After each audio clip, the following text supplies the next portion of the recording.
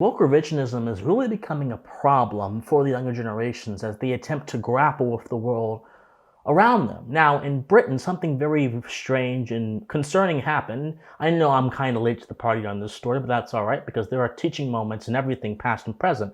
And this British children's author wrote a book that, amongst many other things, claims that Stonehenge, the iconic stones that are in the UK, the iconic stone circle in the UK, which are oftentimes associated with the Celts and the Druids and the cultures of many, many years past, was actually built by black people. This author, Nigerian-born author Itanuki, I'm not saying his name right, I already know, but give me grace, wrote in a book called Brilliant Black British History a few things. Number one, that the UK has more blacks in its history than whites, going all the way back to the time of Stonehenge, which is ancient history. And supposedly they are the ones who built, black people are the ones who actually built that magnificent site, which is still looked at today as a sign of architectural genius. Now, the problem with this statement, there are many problems with this statement, of course. One of them being that we actually don't really know who built Stonehenge. There's actually a dispute amongst archaeologists and historians who actually attribute the construction of Stonehenge to either no one clearly because they don't know, or in the other case, to the sort of Paleolithic peoples, Paleolithic farmers, who may have came from the Mediterranean and who have ancestry that may have had darker skin, but they themselves actually had pale skin, brown eyes, dark hair. This is how the theory goes.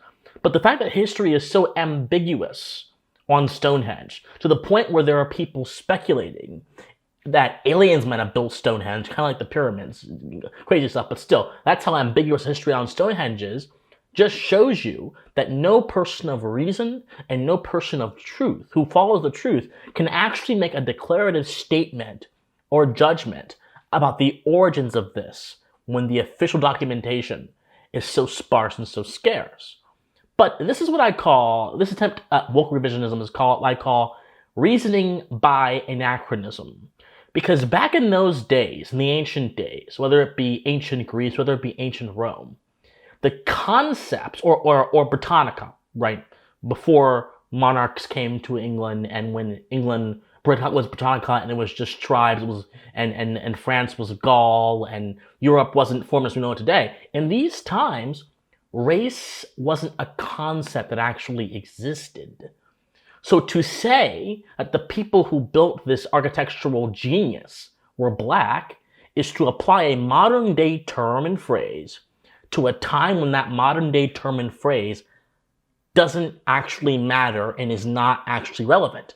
This is reasoning by anachronism, the anachronism being placing something that in a particular period of time where it does not fit. But this is the mindset of the woke historical revisionist, which has, again, no dedication towards the truth, but every dedication to seeing their sentiments and seeing their ideas of the world in every single historical instance that they can possibly muster up and analyze. But this is deeper than just this one woke historian trying to indoctrinate children about an illusory past that did not exist. This is actually a commentary more broadly on how the subject of history is taught and understood in the West. So there is this idea, there's this idea in history that there are competing forces that attempt to claim and write or have some stake in the documentation of history for whatever reason. And a book called History of Humanity, which examines prehistory, before official documentation came about, there's a quote that I saw during my studies that I think is actually quite interesting and quite valuable for us to understand what I'm trying to say. And the quote says the following: "Societies are making greater demands than ever on history, but urgent as they might be, these demands by various groups are not altogether straightforward. Some societies look to historians to define their identity, to buttress the development of their specific characteristics, or even to present and analyze the past as confirming a founding myth. Conversely, other societies, influenced both by the Annales school of historiography and by the geographical, chronological, and thematic enlargement of history, aspire to building of bridges, the ending of self-isolation, and the smoothing out of the lack of continuity that is characteristic of the short term. And the author goes into talking about how the history of man was commissioned by the United Nations, and there was great strides made to ensure that history was not tainted by the various ideological divisions within the camps of the historians who actually worked together to create that history. But there's a very important point to be made here, that not everyone views history as it should be, as a record of the past which reflects from a sort of third-person, disjointed, neutral perspective what actually occurred. A lot of folks view history as instead a product of their culture, or a product of, in a very sort of roundabout way, their own experiences as a person, which is why oftentimes you might hear someone say, well, I'm an Irish and my ancestors did X, Y, and Z. Or I'm an African American and my ancestors suffered under slavery. Or I'm a Native American and my ancestors were suffered on the Trail of Tears and genocide. They view history not as this impersonal record which exists out there that anyone can look at, but as a personal sort of statement, a personal account of what people like them, and by consequence them, have gone through and may go through in the future. Which is why when you talk about the issue of slavery, so many African Americans and so many black folks in the West have a particular emotion. I'm not saying you shouldn't have an emotion. Of course you should. Slavery was an abysmal practice. It was horrible. As John Locke said, it was the most vile estate of man, as he said in the first page of the Second Treatise of Government. So we're established there. It was horrible. But when you internalize things that happened before you even existed, and then try to make them alive in the present, what you do is you reduce the entire world to your subjective perspective. And by doing that, you deny reality, and by denying reality, you interact with illusion and not the truth.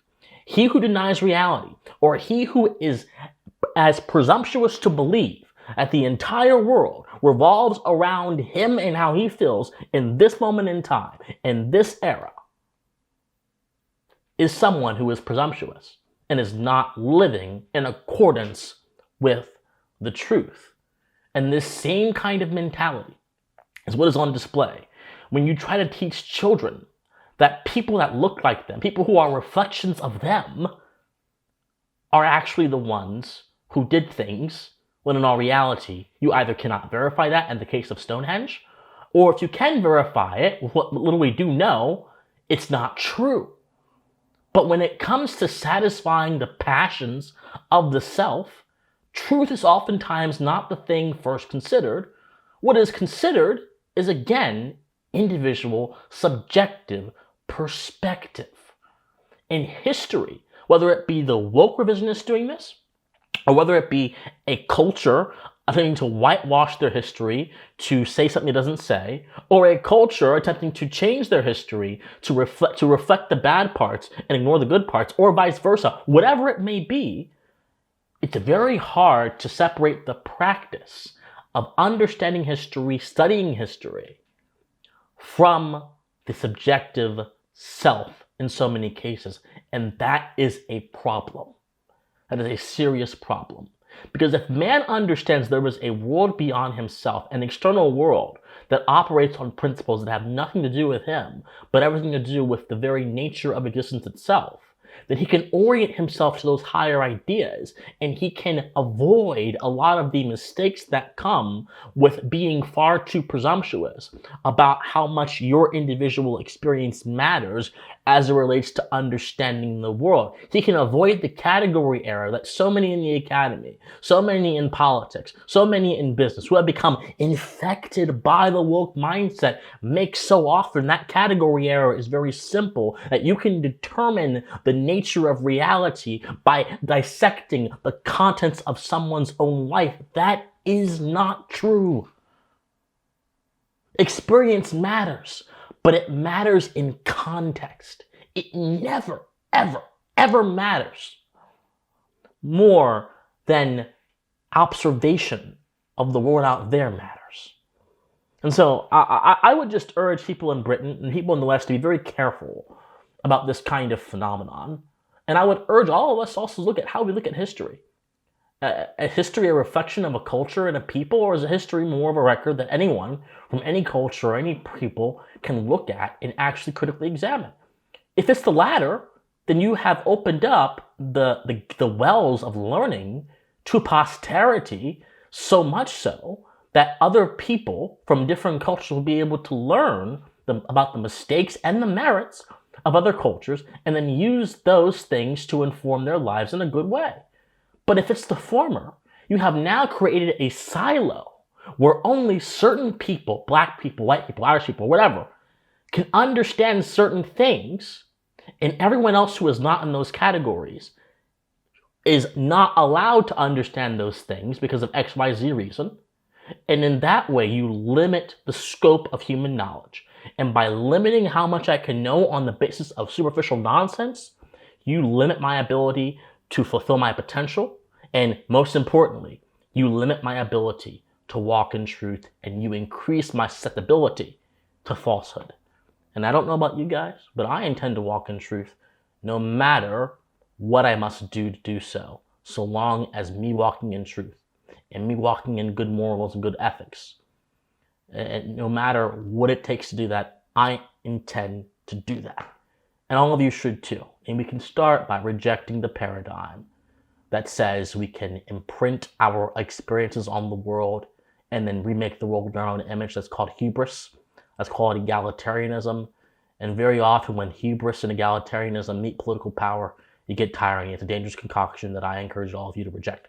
My friends, love you guys so much. Like this video. Comment on this video. Share this video. Subscribe to my channel. Donate to me on Patreon, on PayPal, on Locals. Join my Discord in the comment section down below. I love you guys so much, and please stay offensive. Bye, everyone.